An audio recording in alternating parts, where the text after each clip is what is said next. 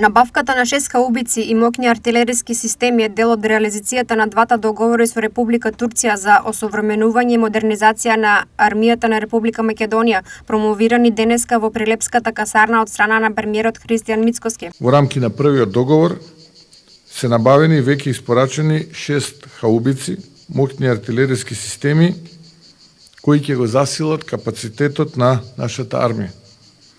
Заедно со нив е предвидена и набавка на амуниција со зголемен дострел, чија испорака и исплата се планирани во текот на 2026 година. Со вториот договор обезбедена е набавка на опрема за хаубиците, системи за комуникација и контрола на оган, кои значително ќе зголемат огнената моќ и прецизност на делување на нашите единици. Што ова значи за армијата на Република Македонија? Нашата армија со оваа опрема не само што ќе биде помоќна, туку и покоординирана, попрецизна и поусогласена со НАТО стандардите. Нема повеќе импровизации, нема повеќе застарена опрема и декларативна поддршка.